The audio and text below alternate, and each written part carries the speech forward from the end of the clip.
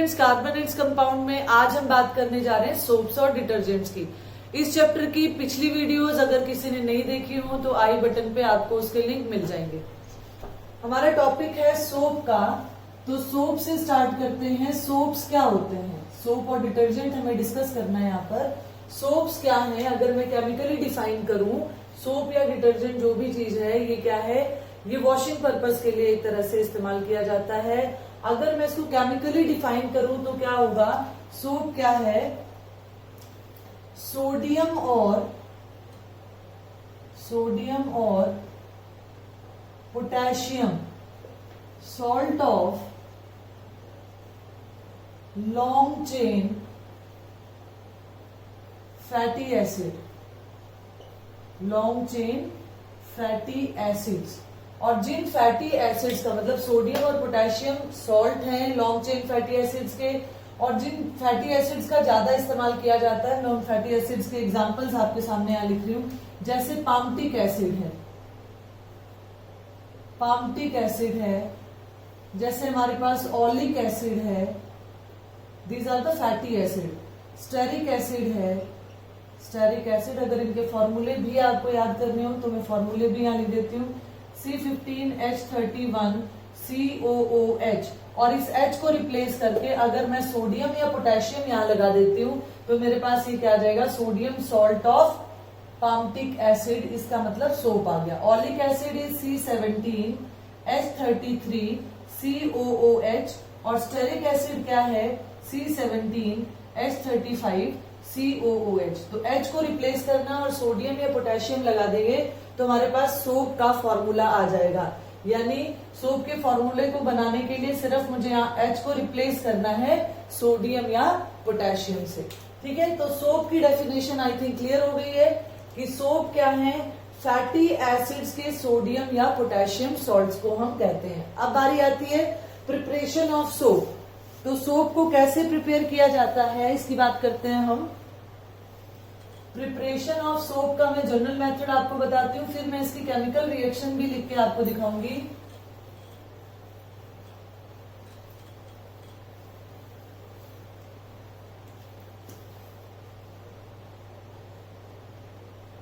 तो preparation of soap, तो soap की प्रिपरेशन में हमें क्या करना है, हम यूज करते हैं फैट या ऑयल को।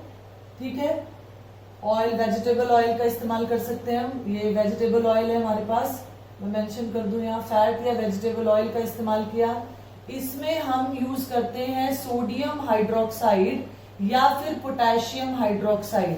इसको हीट किया जाता है और हीट करने पर क्या होता है, हमारे पास सोप और ग्लिसरॉल बन जाता है। सोप और ग्लिसरॉल जो है वो हमारे पास बनता है। ठीक है, अब अगर हम बात करते हैं कि जैसे इसमें क्या किया जाता है, जब मान लीजिए मैं एक प्रोसेस आपको बता रही हूँ कि मैंने क्या किया, फैट वेजिटेबल ऑयल में NaOH या KOH को लिया और हीट किया, हम उसको स्टर करते रहते हैं। ये जो मिक्सचर है हीटिंग के दौरान हम इसको क्या करते हैं, इसकी स्टरिंग करते हैं। और स्टरिंग करने के बाद स्टरिंग करते रहेंगे इसमें, और इसमें हम ऐड करेंगे, add small amount of, calculated amount मैं लिख सकती हूं, calculated amount of salt, NaCl, नमक का इस्तेमाल करेंगे। अब क्या होगा, जब आप नमक का इस्तेमाल इसमें करते हो तो precipitation of soap occurs, precipitation of soap जो है वो होगा। और सोप जो है केक की फॉर्म में, सोप केक की फॉर्म में जब हम इसको थोड़ी देर के लिए रख देंगे तो ये सोप केक बन जाएगा। और ग्लिसरॉल जो है वो हमारा, ग्लिसरॉल हैवी थिक लिक्विड होने के कारण ये क्या होगा, ये नीचे बैठ जाएगा। ये थिक लिक्विड होने के कारण क्या होगा, नीचे बैठ जाएगा। तो इस तरीके से हम सोप को प्रिपेयर कर सकते हैं। तो यानी NaCl का इस्तेमाल क्यों किया, this process is known as, इस प्रोसेस को हम क्या कहते हैं, इस प्रोसेस को कहते हैं salting out of soap, salting out of soap कहते हैं इस प्रोसेस को। ठीक है, क्योंकि सोप एक्चुअल में क्या हुआ, जब हमने इसको बीकर में लिया है, आप अगर इसको समझो ढंग से, तो मैंने इसमें फैट या ऑयल ले रखा है, फैट है या ऑयल है, इसमें NaOH या KOH मैंने यूज किया है और मैं एक ग्लास रॉड से इसको स्टर कर रही हूँ, इसको मैंने हीटिंग के लिए लगा दिया है। अब क्या होगा, इसमें मिक्सचर बनेगा, किसका, सोप भी बनेगा, ग्लिसरॉल भी बनेगा। मुझे सोप और ग्लिसरॉल को सेपरेट करना है, तो क्या करेंगे, उसमें calculated amount of NaCl add कर देंगे, तो हमारे पास क्या आ जाएगा, हमारे पास सोप प्रेसिपिटेट होकर ऊपर आ जाएगा और ग्लिसरॉल थिक लिक्विड होने के कारण ये क्या होगा, ये ग्लिसरॉल नीचे बैठ जाएगा। अब देखें इसकी जो केमिकल रिएक्शन है वो क्या होती है, ठीक है। केमिकल रिएक्शन की ये जो हमने लिखा है ये किस तरीके से है, तो ये जो आपका वेजिटेबल ऑयल है, आप बुक्स में पढ़ोगे कैस्टर ऑयल का इस्तेमाल किया जाता है। ये जो वेजिटेबल ऑयल या जो फैट है ये क्या है, इसमें ट्राइग्लिसराइड्स होते हैं, इसमें क्या होते हैं, ट्राइग्लिसराइड्स होते हैं फैट और ऑयल में। तो हम अगर इसको रिप्रेजेंट करें तो किस तरीके से कर सकते हैं, जैसे CH2COCOR यानी RCOO, ये मेरे पास ये आ गया, CHOCOR और फिर मेरे पास क्या आ गया, CH2OCOR। ये जो R है ये मैंने अभी आपके सामने जो फैटी एसिड्स लिखे थे C17H35, C15H33, H31, C17H33, तो ये R की वैल्यूज जो है वो हो सकती है, ठीक है। उसी के हिसाब से वो सॉल्ट जो आपका सोप है वो प्रिपेयर होगा। अब इसमें हमने क्या किया, इसमें हमने NaOH मिला दिया या फिर हमने इसमें KOH मिला दिया, तो और इसको हमने हीट कर दिया, तो मेरे पास क्या बनेगा, ये मेरे पास बनेगा RCOONA। मान लीजिए मैंने सोडियम हाइड्रोक्साइड मिलाया तो RCOONA, ये मेरे पास आ गया सोडियम सॉल्ट। तो कितने R है, 3 R है, तो मेरे पास ये प्रोडक्ट कितना बनेगा, 3 बनेगा, ठीक है। अब अगर हम बात करते हैं यहाँ पर, तो इसको भी बैलेंस करने के लिए मुझे 3 लगाना पड़ेगा यहाँ पर, और साथ में क्या बचेगा, देखिए CH2OH और यहां पर मेरे पास क्या आ गया, CH2OH, ये वाला जो मेरे पास आ गया CH2 CH2, तो OH जब समझ लो आप यहां जोड़ दिया, RCOONA ये बन गया। This is sodium salt of acid. R मैंने आपको बताया कि यहाँ R जो है ये मान लीजिए कि मैंने यहाँ R की वैल्यू क्या ली है, C17H35 और क्या लिया है, COO, ये ले लिए COO तो आ ही गया, R की वैल्यू C17H35 लिया, तो मेरे पास जो सॉल्ट बनेगा ये क्या बनेगा, ये सॉल्ट बनेगा सोडियम स्टेरेट, क्योंकि स्टेरिक एसिड का मैंने फॉर्मूला लिखा है, मैंने लिखा है C17H35, R की वैल्यू ली है, तो सोडियम स्टेरेट यानी मेरे पास सोप बन गया। और ये जो फॉर्मूला आया है आपके पास, जो यहाँ ट्राइओल आया है, ये है ग्लिसरॉल। अब सोप आपको पता है कहाँ इस्तेमाल किया जाता है, ग्लिसरॉल जो है, ग्लिसरॉल को इस्तेमाल किया जाता है, ग्लिसरीन भी बोलते हैं इसको, और ग्लिसरॉल का यूज किया जाता है एक्सप्लोसिव्स बनाने में, इसका इस्तेमाल किया जाता है एक्सप्लोसिव बनाने के लिए, ठीक है। तो ये रिएक्शन आपको यहां से, जैसे इनको क्या बोलते हैं, ये ट्राइग्लिसराइड है, इस ग्रुप को क्या बोलते हैं, ट्राइग्लिसराइड्स। तो ये ट्राइग्लिसराइड जो है, जो आपने कैस्टर ऑयल लिया, मान लीजिए मैंने वेजिटेबल ऑयल में कैस्टर ऑयल का इस्तेमाल किया था, तो ये जो फैट या आपने ऑयल लिया है उसमें ये ग्रुप पाया जाता है और ये रिएक्शन हुआ, and this reaction is known as, मैंने आपको पहले करवाई थी ये रिएक्शन, इस रिएक्शन को क्या कहते हैं, इस रिएक्शन को हम सैपोनिफिकेशन रिएक्शन कहते हैं। सैपोनिफिकेशन रिएक्शन क्या थी, सैपोनिफिकेशन रिएक्शन में हम हाइड्रोलिसिस कर रहे थे एस्टर ग्रुप की in the presence of alkali, तो ये मेरे पास अल्कली आ गए, बेस आ गए, मेरे पास ये एस्टर ग्रुप आ गया, इसको हमने हाइड्रोलाइज किया तो मेरे पास क्या आ गया, सोप बन गया। This reaction is known as saponification reaction. अब हम बात करते हैं, ये हमने बात कर ली सोप क्या है और सोप कैसे प्रिपेयर किए जाते हैं। अब बात करते हैं डिटर्जेंट्स क्या होते हैं, व्हाट आर डिटर्जेंट्स केमिकली। तो ये नोट कर लिया होगा आपने, नहीं तो स्क्रीनशॉट ले सकते हो। तो अब डिटर्जेंट्स की बात करते हैं, तो डिटर्जेंट्स क्या हैं,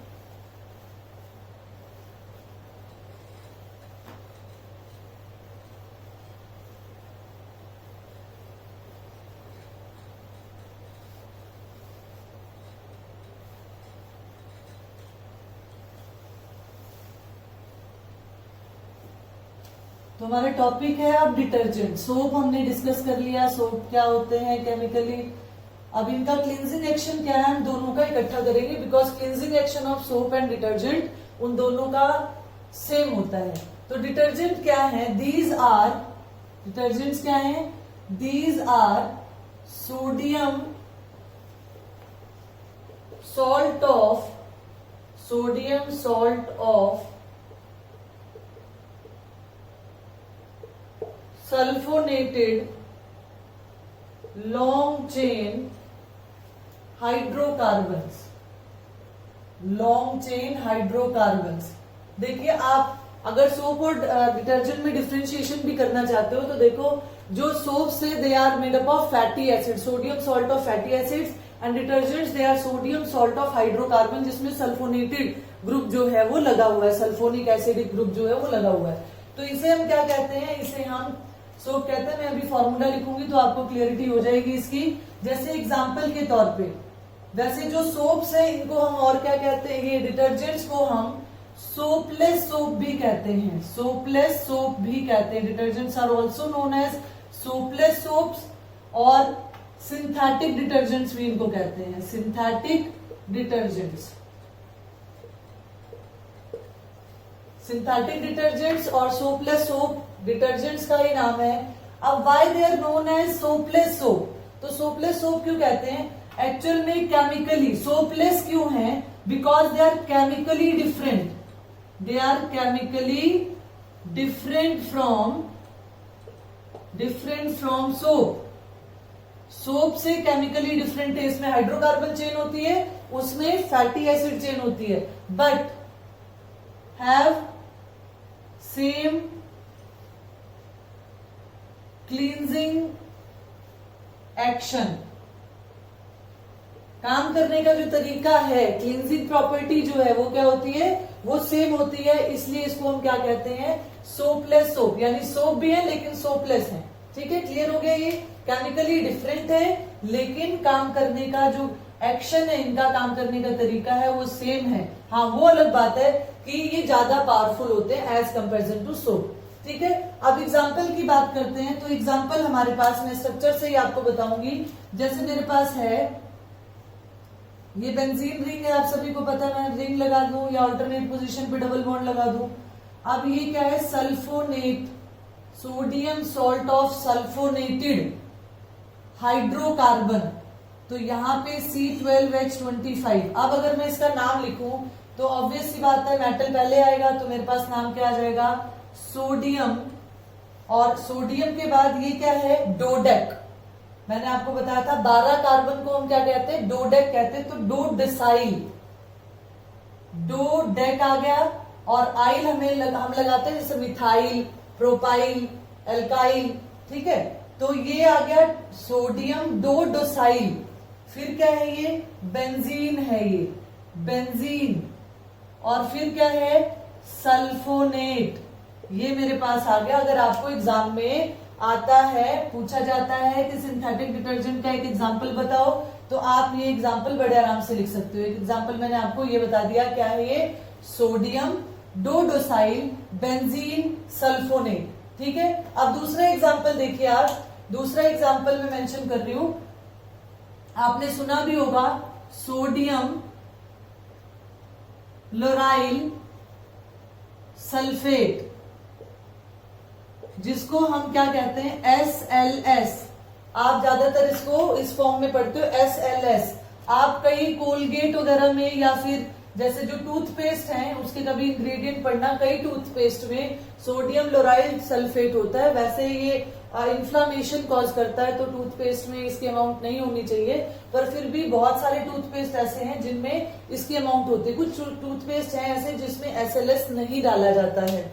सोडियम लोराइल सल्फेट का अगर मैं फॉर्मूला लिखूं तो ये मेरे पास फॉर्मूला क्या आ जाएगा, यहां पर आ गया ये C12H25O SO3 negative Na positive.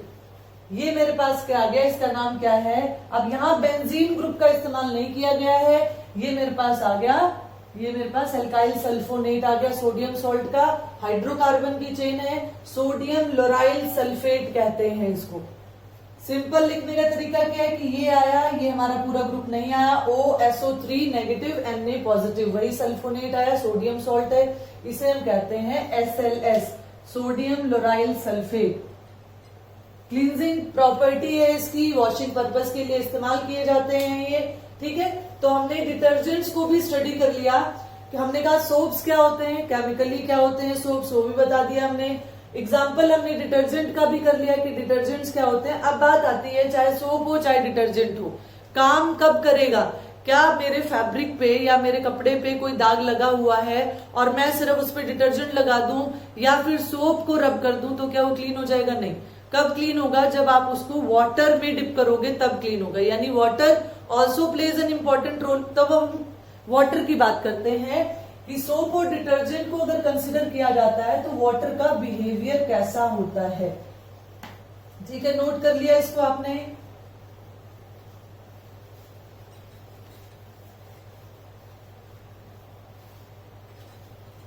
तो वाटर जो है, हम इसमें दो कैटेगरी पढ़ेंगे वाटर की, hard water and soft water. ये कैटेगरी जानना बहुत जरूरी है और बोर्ड एग्जाम्स में हार्ड वाटर सॉफ्ट वाटर पे भी क्वेश्चंस आ चुके हैं। अब तो सीबीएसई ने इस साल के लिए इसे सिलेबस से हटा दिया है, लेकिन फिर भी तो वाटर जो है, हमने कहा वाटर बहुत जरूरी है क्लींजिंग एक्शन के लिए। तो वाटर मैं आपको बताने जा रही हूं कौन से, हार्ड वाटर और सॉफ्ट वाटर। सॉफ्ट वाटर, ऐसा नहीं है कि ये देखने में छूने में हार्ड या सॉफ्ट होंगे, लेकिन हाँ फर्क क्या होगा।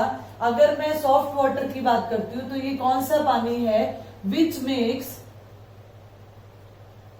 Makes leather easily with soap. जब पानी जो है साबुन के साथ आसानी से झाग बना दे, ठीक है, लेदर का मतलब यहां क्या है, झाग से है, तो जब आसानी से झाग बना दे तो उसे हम कहते हैं सॉफ्ट वाटर, ठीक है। और हार्ड वाटर क्या है, हार्ड वाटर क्या है, the water which do not form lather easily with soap. या तो ये लेदर फॉर्मेशन करेंगे नहीं, या करेंगे तो बहुत कम करेंगे।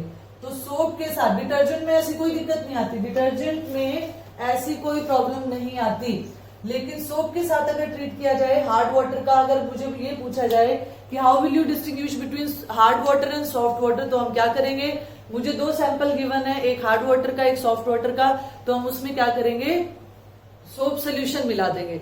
सोप सोल्यूशन जिसमें आसानी से झाग बना दे, ज्यादा झाग बनाए, तो लेदर फॉर्मेशन ज्यादा करे, तो हम उसको क्या कहेंगे कि भैया ये तो सॉफ्ट वाटर है। और जिसमें झाग ना बने, आसानी से ना बने, कम बने, वो हमारे पास हार्ड वाटर होता है। अब ये जो हार्ड वाटर है, ये सॉफ्ट वाटर तो क्लियर हो ही गया, इसको रब कर देती हूं मैं। तो ये जो हार्ड वाटर है हमारे पास, हार्डनेस क्यों होती है, क्यों पानी हार्ड हो जाता है, तो यहां मैं आपको बताने जा रही हूं cause of hardness. Cause of hardness, तो कॉज ऑफ हार्डनेस के बेस पर दो तरह की हार्डनेस होती है। एक हार्डनेस क्या है हमारे पास, temporary hardness,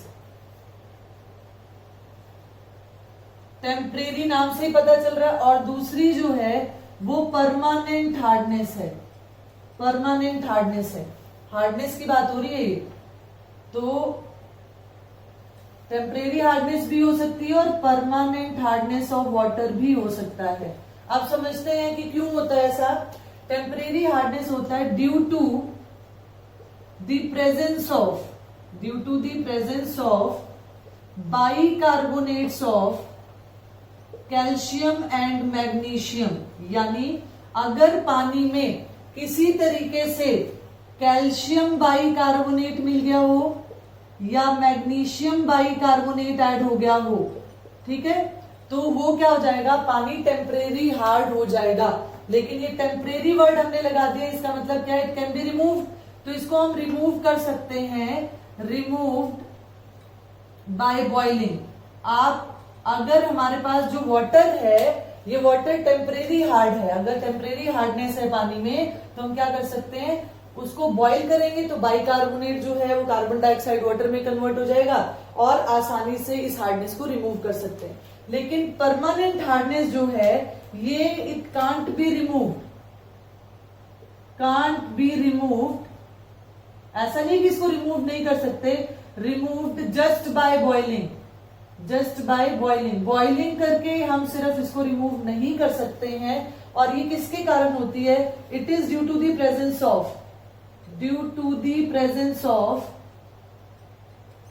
presence of chloride and sulfates of calcium and magnesium।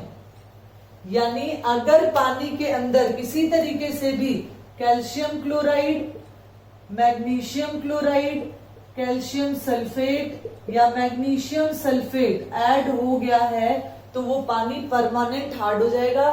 फिर इसके लिए हमें डिफरेंट मेथड्स लगाने पड़ते हैं, जो कि +1 हाइड्रोजन चैप्टर आता है उसमें हम पढ़ते हैं, परमुटेड मेथड पढ़ते हैं, आयन एक्सचेंज मेथड पढ़ते हैं, ठीक है। उसमें अलग अलग मेथड्स लगाने पड़ते हैं, तब परमानेंट हार्डनेस जो है वो रिमूव होती है। लेकिन सिर्फ बॉइलिंग से ये हार्डनेस रिमूव नहीं होती। आपको ये याद रखना है कि टेम्परेरी हार्डनेस बाइकार्बोनेट के कारण होती है, होगी किसकी? कैल्शियम और मैग्नीशियम आयंस के कारण ही। और जो परमानेंट हार्डनेस है वो क्लोराइड और सल्फेट के आयंस के कारण होती है। ये बात आपको ध्यान में रखनी है। तो हमने पानी का भी नेचर समझ लिया कि कैसा है, हार्ड वाटर भी हो सकता है और सॉफ्ट वाटर भी हो सकता है। अब हम बात करते हैं, इसको समझते हैं कि डिटर्जेंट्स की क्या खूबियां हैं। क्या डिटर्जेंट ज्यादा बेटर है किससे? सोप से। और अगर बेटर है तो किन तरीकों से वो बेटर है? तो अब हम बात करते हैं advantage of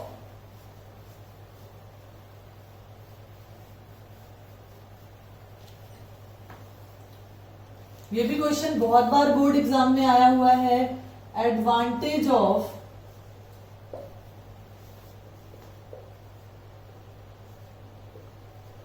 detergents over soap, ठीक है।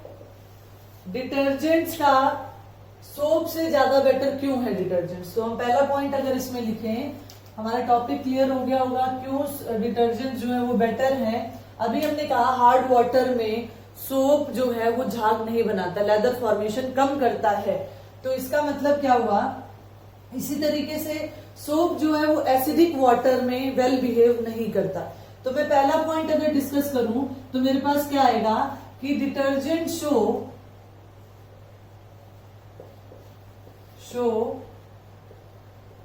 more powerful cleansing action, ठीक है। अब एज कंपेरिजन टू सोप, अब अगर हम बात करते हैं detergents can be easily used in acidic water. अगर पानी एसिडिक है तो भी डिटर्जेंट उसमें क्या हो जाते हैं? घुल जाते हैं, ठीक है। डिटर्जेंट्स जो हैं, डिटर्जेंट्स आर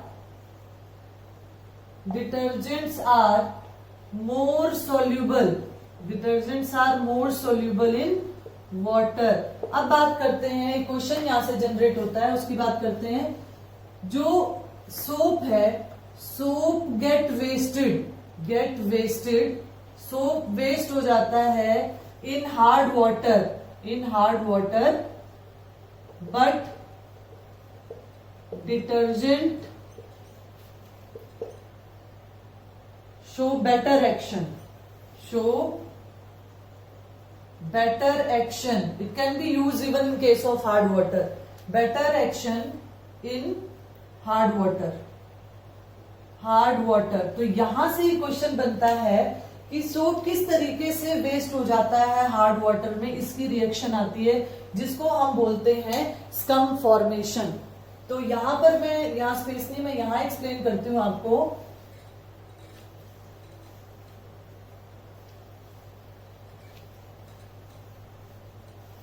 तो क्या होता है, व्हेन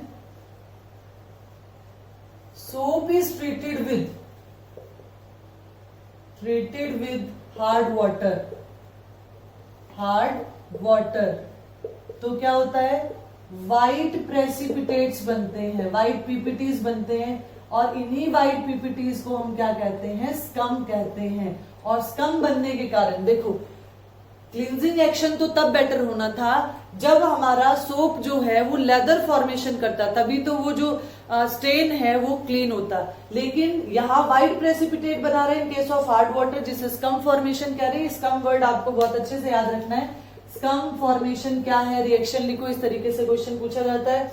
तो स्कम फॉर्मेशन हो जाती है, और स्कम फॉर्मेशन होने के कारण सोप गेट वेस्टेड, क्योंकि वो झाग नहीं बना पाता। अब मैं इसकी रिएक्शन लिख रही हूं। ये तो बात हुई कि जनरली ऐसा देखा जाता है। अब इसकी रिएक्शन लिखते हैं, तो मैं कोई सोप का फॉर्मूला यहां पर ले लेती हूँ। जैसे मैंने फॉर्मूला लिया यहां पर C17H35COONA, ये सोप है। अभी मैं फॉर्मूला आपको बता चुकी हूं क्या है, ये सोडियम स्टेरेट है, सोडियम स्टेरेट। अब क्या हुआ, इसमें हार्ड वाटर मिल गया, तो हार्ड वाटर में मान लीजिए मेरे पास कंपोनेंट मिला हुआ है मैग्नीशियम क्लोराइड। ये कहां से आया, ये हार्ड वाटर से आया।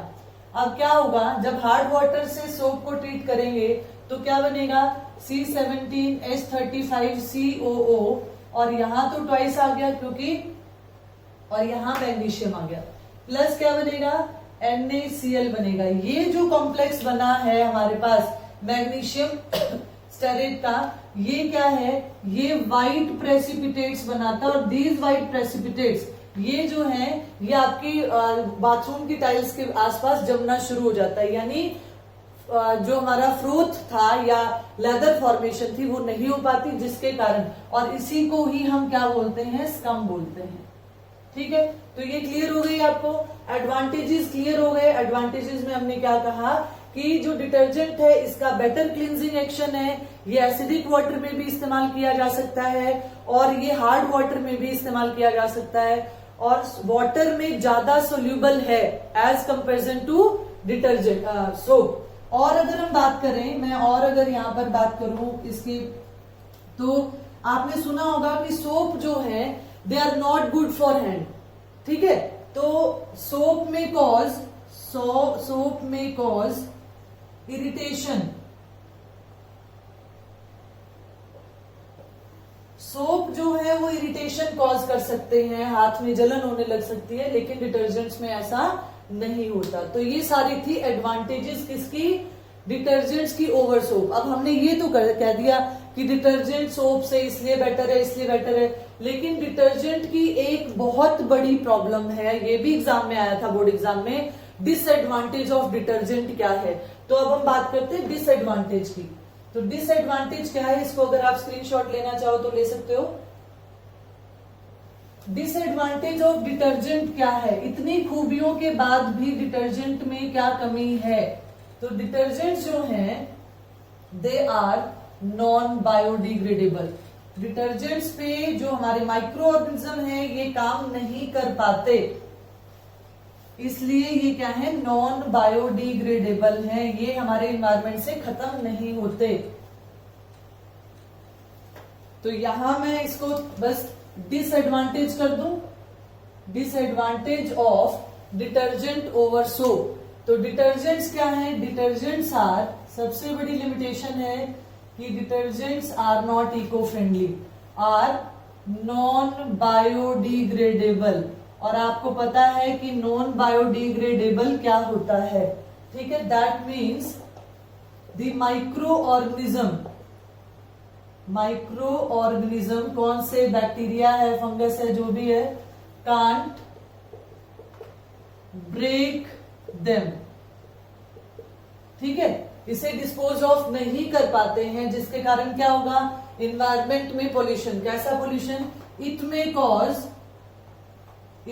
Cause water pollution. तो अगर आपसे कोई दो डिसएडवांटेज पूछे किसकी, डिटर्जेंट की, तो डिटर्जेंट की दो डिसएडवांटेज आप डिस्कस कर सकते हो। क्या कि एक तो क्या है कि ये नॉन बायोडिग्रेडेबल है, इसलिए इको फ्रेंडली नहीं है, जबकि जो सोप्स हैं, soaps they are biodegradable.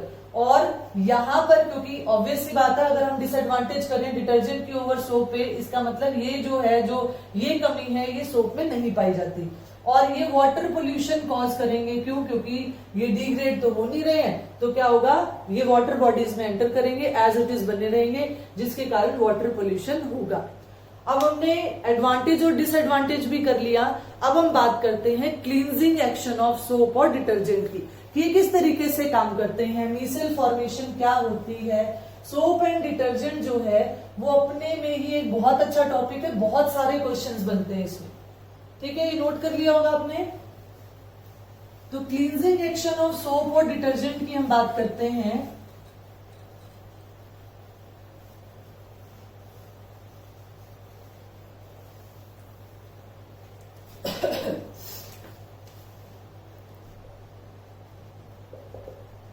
Cleansing action आपको एग्जाम में सोप का है या डिटर्जेंट का है, आप दोनों को एक तरीके से एक्सप्लेन कर सकते हो।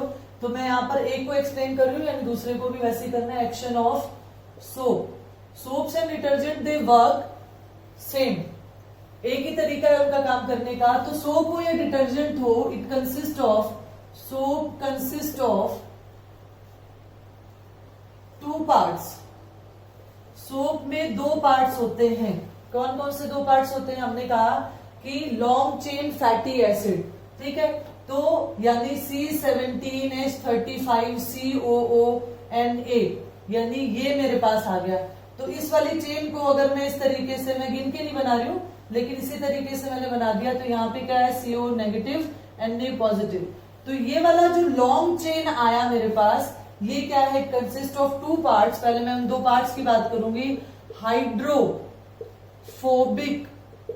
टेल और हाइड्रोफिलिक हेड। ठीक है, आप सभी को पता है हाइड्रो का मतलब क्या होता है। हाइड्रो का मतलब होता है वाटर, यहां भी हाइड्रो का मतलब क्या हुआ, वाटर। और फोबिक का मतलब होता है, फोबिया का मतलब होता है टू हेट, डरना।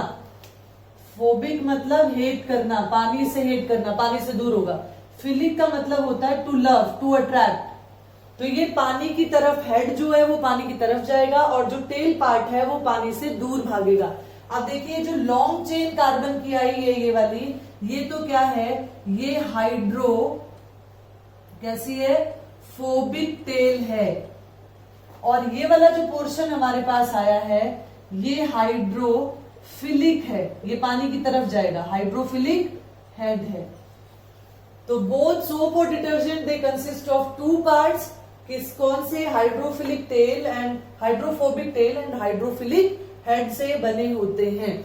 अब हम इसको समझते हैं क्या होगा, मतलब ये क्या होगा, ये जो है ये पानी से दूर भागेगा और ये पानी की तरफ अट्रैक्ट होगा। अब क्लींजिंग एक्शन को समझना बहुत आसान है। अब ये समझ में आ गया आपको, ठीक है, दो पार्ट से मिलकर बना, हमने बता भी दिया इसको। अब हम बात करते हैं कि क्या तरीका है इनके काम करने का। तो एक एग्जांपल लेते हैं हम, मान लीजिए ऑयल डस्ट या डर्ट जो है वो मेरे क्लोथ पे लगा हुआ है, ये ऑयल डस्ट या डर्ट है, ठीक है। और मैंने क्या किया है, मैंने डिटर्जेंट या सोप का सोल्यूशन लिया है, और ये फैब्रिक है जिसपे वो दाग लगा हुआ है, तो मैंने इसको पानी में डिप कर रखा है, ठीक है जी। वाटर में क्या कर रखा है, इसको डिप कर रखा है। और इसमें क्या है, इसमें हमारे पास, ठीक, अब इसमें क्या है, इसमें डिटर्जेंट और सोप के मॉलिक्यूल भी हैं, जो भी आपने लिया है। तो इसमें क्या होगा, अब हमने कहा, ये मैं मान लेती हूँ, ये मेरे पास आ गया, मैं इसको इस तरीके से शो कर दूं, तो मेरे पास हेड आ गया, और ये मेरे पास क्या आ गया, टेल आ गया, ठीक हो गया। अब जो टेल पार्ट है ये पानी से दूर भागता है, यानी यहां आएगा, तो ये टेल पार्ट यहां आएगा, तो हेड पार्ट कहां जाएगा, इधर जाएगा। टेल पार्ट क्या होगा, ये इधर जाएगा, तो हेड पार्ट कहां होगा, ये यहां जाएगा। इसी तरीके से हेड पार्ट इधर होगा, टेल पार्ट इधर जाएगा। ये टेल पार्ट दिखा रखा है जो कि हाइड्रोफोबिक है, फोबिक वाला कहां जुड़ेगा, उस ऑयल डस्ट डर्ट ग्रीस जो भी है। तो इसी तरीके से यहां पर भी होगा। अब ये क्या है, इस फैब्रिक से ये ऑयल डस्ट या डर्ट को चारों तरफ से खींचेंगे, और होगा क्या, ये ऑयल डस्ट या डर्ट जितना भी निकल सकता था उस फैब्रिक से, क्योंकि फैब्रिक के टाइप पे भी डिपेंड करता है वो, तो वो जो है वो आके निकल के और पानी में चला जाएगा, और आपका फैब्रिक जो है वो क्लीन हो जाएगा, ठीक है। इसको और मैं एक बार और एक एग्जांपल लेके समझाती हूँ आपको। ये आपका पैटर्न ये बन गया, चारों तरफ से इसको खींचेगा तो क्या होगा, ये जो ऑयल है, डस्ट है, डर्ट है, जो भी क्लोथ पे लगा था ये आपका चला जाएगा। और इसको समझे एक और डायग्राम के साथ, तो हम इसको और कैसे समझ सकते हैं।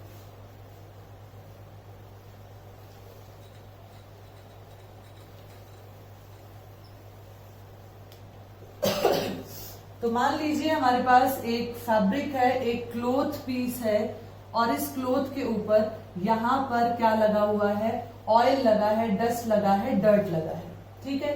और मैंने इसको डिप कर दिया, ऑब्वियस सी बात है, सोप सोल्यूशन में या डिटर्जेंट सोल्यूशन में। जो सोप सोल्यूशन होता है, सोप और जो डिटर्जेंट सोल्यूशन होता है, डिटर्जेंट सोल्यूशन है, वो कैसा होता है, आपने पढ़ा है कि कोलॉइडल नेचर का होता है, कोलॉइडल सोल्यूशन होता है। ये एक्चुअल में इमल्शन बनाता है, 9th क्लास में हमने पढ़ा था, soap solutions they are emulsion, ठीक है। तो कोलॉइडल नेचर के हैं। अब ये क्या हुआ, मैंने मान लो रिप्रेजेंट कर दिया। अब यहाँ पे मैंने सोप या डिटर्जेंट मॉलिक्यूल को कैसे रिप्रेजेंट किया है, ये मैंने पार्ट ले लिया, 2 पार्ट्स में कर दिया। वो जो चेन आ रही थी और हेड आ रहा था, तो इसको मैंने इस तरीके से यहाँ पर दिखा दिया कि ये मेरे पास क्या है, ये हेड है, और ये मेरे पास क्या है, टेल है। और मुझे पता है कि जो हेड है वो हाइड्रोफिलिक नेचर का है, पानी की तरफ जाएगा, और जो टेल है वो हाइड्रोफोबिक नेचर का है।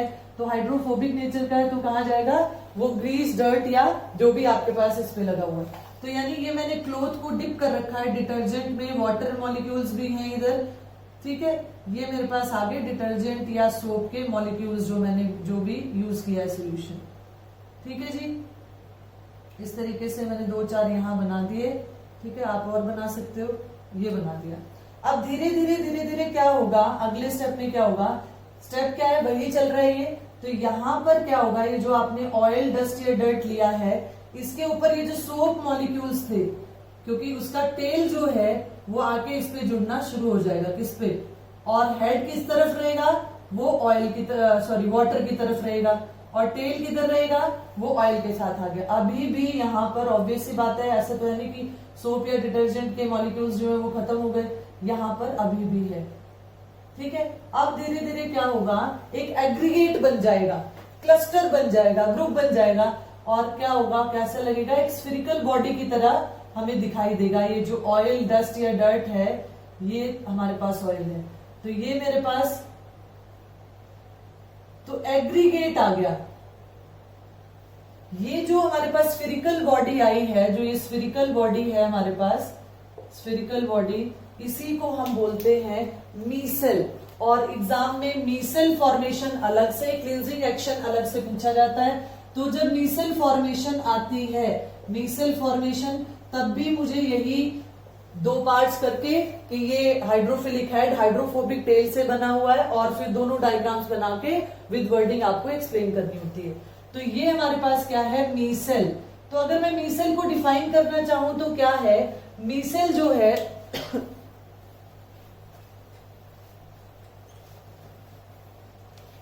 मीसेल क्या है, एग्रीगेट, एग्रीगेट और cluster formed by association of colloids in solution। ये जो मीसेल है इसको एसोसिएटेड कोलॉइड भी कहा जाता है। इसको अगर कैटेगराइज करें, आप एग्जाम्पल पढ़ते हो, तो एसोसिएटेड कोलॉइड्स भी कहा जाता है इसको, ठीक है। तो ये क्या है, ये कब बनता है, मीसेल क्या है, एग्रीगेट है। ये यहां पर अगर आप ध्यान से देखो तो ये क्या है, एग्रीगेट। कब बनता है, जब एसोसिएशन होती है किसकी, कोलॉइड्स की इन सॉल्यूशन। तो ये एसोसिएशन हो रही है, क्लस्टर बन रहा है, तो इस स्फेरिकल बॉडी को हम बोलते हैं मीसेल। और एट द लास्ट क्या होगा, जो क्लोथ है free from stain, oil, dust, dirt जो भी था, अब आपका क्लोथ, ये क्लोथ आ गया, यहां से हमने स्टार्ट किया था। ये हमारे पास ये कौन से मॉलिक्यूल्स आ गए, ये सोप या डिटर्जेंट के मॉलिक्यूल्स हैं, मान लीजिए सोप मॉलिक्यूल्स हैं, और धीरे धीरे धीरे धीरे इन्होंने एग्रीगेट बनाना शुरू किया, चारों तरफ से इसको खींच के और कहाँ ले गए, पानी में ले गए, और इस तरीके से आपका जो क्लोथ है वो क्लीन हो गया। तो ये है क्लींजिंग एक्शन ऑफ सोप या डिटर्जेंट। सोप का है तब भी आपको ये लिखना है, डिटर्जेंट का है तब भी ये लिखना है। क्लींजिंग पावर डिटर्जेंट की ज्यादा होती है, लेकिन काम करने का तरीका उसका सेम होता है, इसीलिए डिटर्जेंट्स को सोपलेस सोप के नाम से जाना जाता है। तो इस वीडियो में हमने बात की सोप्स क्या हैं, डिटर्जेंट्स केमिकली क्या हैं, सोप्स कैसे प्रिपेयर किए जाते हैं, हार्ड एंड सॉफ्ट वाटर क्या है, किस पानी में जो सोप है वो झाग बनाएगा या नहीं बनाएगा, अगर सोप को हार्ड वाटर से ट्रीट किया जाए तो क्या वो झाग बनाएगा, नहीं बनाएगा, तो वो वेस्ट कैसे होता है, इसकी बात भी हमने की। फिर हमने एडवांटेज और डिसएडवांटेज भी किया डिटर्जेंट का सोप के ऊपर, और साथ में क्लींजिंग एक्शन भी किया। तो ये टॉपिक जो है वो मैंने इस तरह से समअप किया है। आई होप कि आपको समझ आएगा और अच्छा भी लगेगा। अगले लेक्चर में हम बात करेंगे, अगला लेक्चर हमारा कार्बन कंपाउंड्स का लास्ट लेक्चर होगा, जिसमें ऑर्गेनिक केमिस्ट्री की कोई एंडिंग नहीं है, लेकिन कार्बन कंपाउंड जो है उसको हम एंड करेंगे। और हमारा टॉपिक होगा एल्केन, एल्कीन और एल्काइन के केमिकल टेस्ट के साथ डिफरेंशिएशन। तो thank you, have a nice day.